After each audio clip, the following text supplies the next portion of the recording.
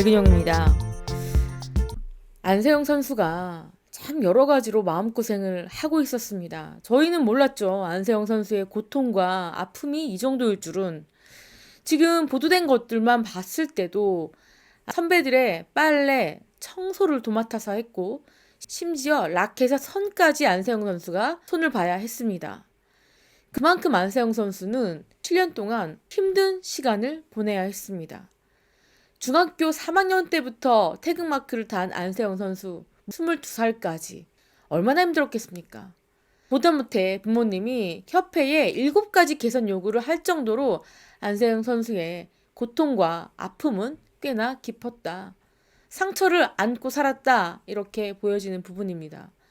안세영 선수가 그렇게 부러워하는 양궁협회의 임시연 선수.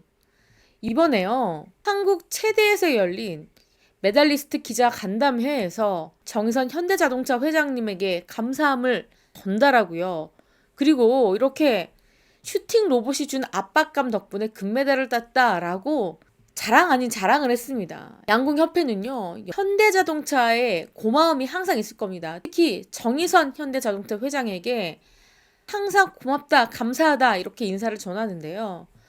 여러 가지 신경을 써주신다. 현대자동차그룹이 개발 지원한 슈팅 로봇의 덕을 많이 봤다 이렇게 밝혔습니다. 이게 뭐냐? 이 선수들이 올림픽에 나가면은요 어떤 상황에 놓을지 모릅니다. 그렇기 때문에 현대자동차가 슈팅 로봇이라는 것을 개발을 했습니다. 이 슈팅 로봇은요 반드시 10점을 쏜다라는 압박감을 준다고 해요. 자, 이 방식은 모르겠지만 하여튼 이러한 슈팅 로봇이 선수들에게 압박감을 주고요. 이런 압박감이 오기 때문에 이 실수발들이 실제 경기에서 나오는 것과 비슷했다.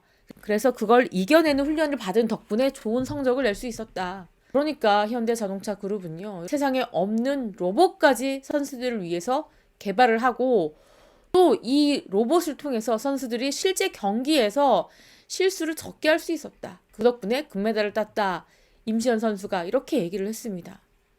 안 그래도 안세영 선수가 그렇게 부러워하는 양궁협회 또 3관왕을 차지한 임시연 선수의 이야기니 이런 인터뷰를 보면서 또 복잡한 마음이 들었을 겁니다. 그리고 기자가요 임시연 선수에게 안세영 사태와 관련해서 질문을 던졌습니다.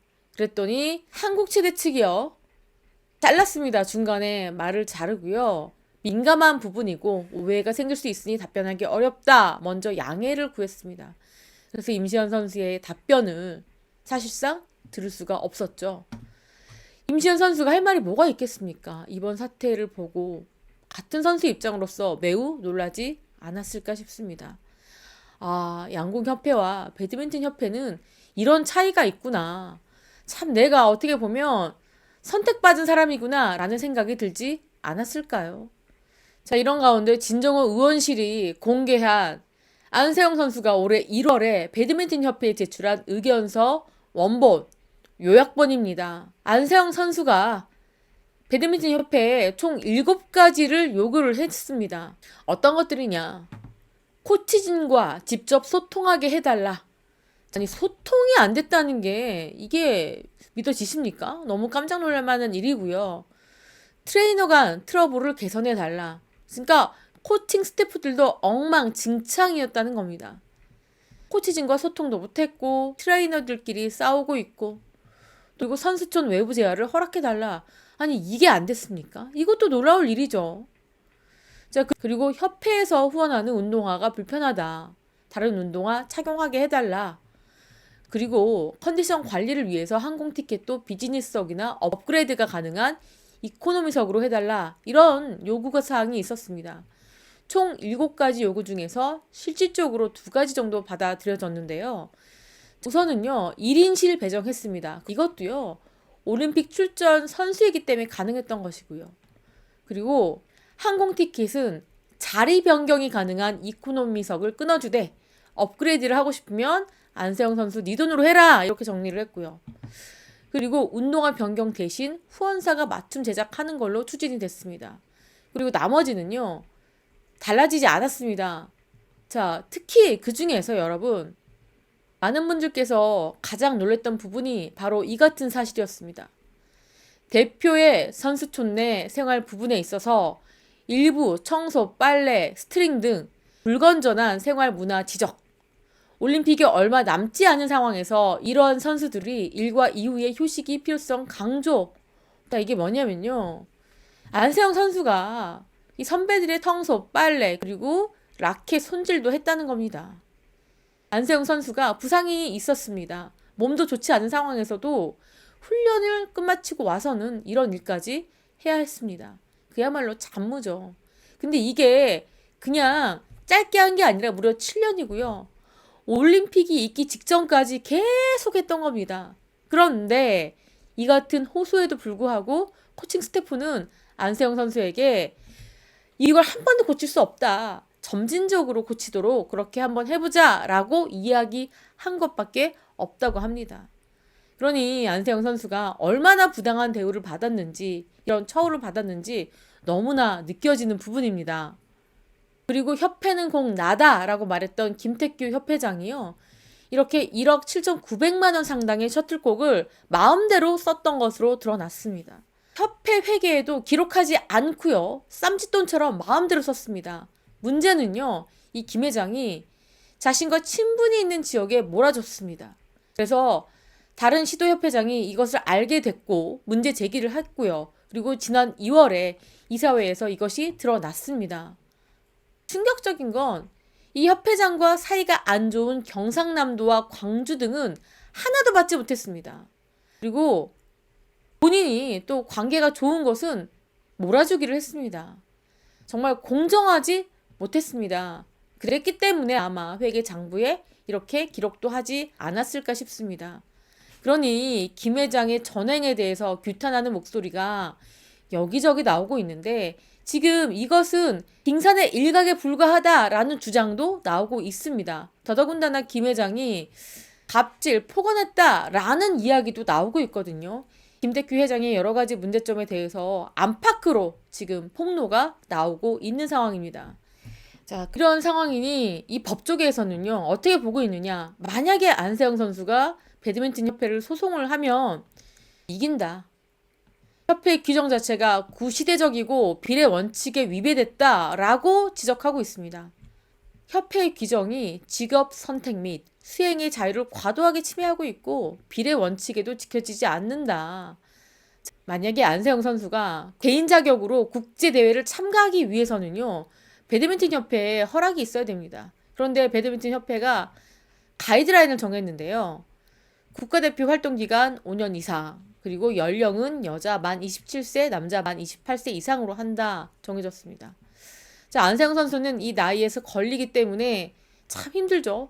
불가능한 상황입니다. 그런데 2016년 리우데 자네이루 올림픽 이후에 은퇴했던 고성영과 신백철이 이런 협회의 규정에 항의를 해서 법원에 가처분 신청까지 냈습니다.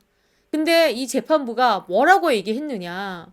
협회가 선수들의 직업의 자유를 제한하고 있고 비례 원칙도 위배하고 있는 거 아니냐. 그리고 선수가 선택에 의해서 국제상금 및 그리고 스폰서 계약을 통해서 큰 수입을 얻는 거 문제가 없다. 자, 지금 법에서는요. 선수들의 손을 번쩍 들어주고 있습니다. 협회의 낡은 규정을 비난을 하고 있는 거죠.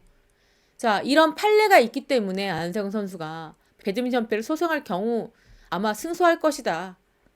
더더군다나 나이를 27세 이후로 제한하는 거 선수 경쟁력이 떨어지는데 굳이 이렇게 나이 제한 둘 필요가 있는지 의문이다.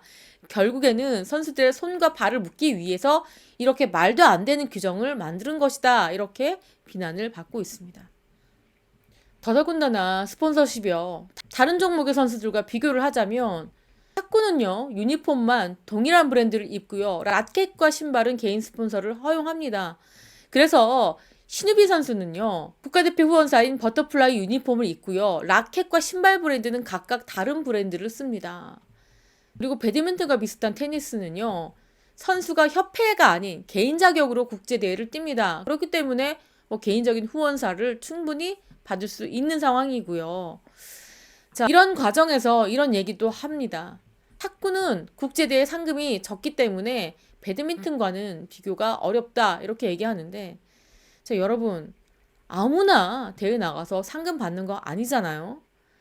안세영 선수는 뛰어난 실력을 갖고 있기 때문에 상금을 벌어들이는 겁니다. 이렇게 개인적인 기량이 뛰어나서 받는 상금을 이야기할 게 아니라 근본적으로 개인 스폰서십을 받게 하느냐, 못 받게 하느냐, 바로 그것이 초점인데 일부 언론에서는요, 이렇게 비교를 하고 있습니다. 이렇게 비교를 하면 잘못된 거죠. 자, 그렇기 때문에 저는요, 이 뛰어난 선수를 안고 있다면 이 선수의 개인적인 스폰서십은 당연히 허용해줘야 되는 것이고 선수가 경기에만, 훈련에만 집중할 수 있는 시스템을 갖춰줘야 됩니다. 이렇게 선수가 참다 못해서 들고 일어날 정도로, 그것도 지난 2월에 이미 안세영 선수의 부모님이 협회로 달려가서 이렇게 애원하고 사정했던 부분입니다. 두 가지 사항만 들어주고 나머지 5가지 사항에 대해서는 그냥 악습을 그대로 이어가야 된다라고 협회는 안세영 선수에게 이야기를 하고 있습니다. 그랬기 때문에 안세영 선수가 협회와의 관계를 끊으려고 하는 게 아닐까 싶습니다. 안세영 선수가 입장문을 발표한다고 하는데요. 그 입장문에는 아마도 협회와의 결별을 선언하는 최후 통첩장이 아닐까 싶습니다. 하지만 안세영 선수의 이런 마음을 국민들은 너무도 잘 이해하고 있습니다.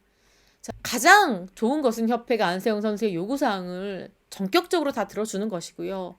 자, 안세영 선수가 국가대표 타이틀을 갖고 국제 무대에 뛰는 겁니다. 하지만 안세영 선수의 요구를 받아들일 수 없다면은 안세영 선수가 개인 자격으로라도 나가서 편하게 운동해서 좋은 성적을 냈으면 하는 게 어떨까라는 생각입니다. 자, 지금까지 저는 백은영이었고요. 시청해주신 구독자 여러분, 감사합니다.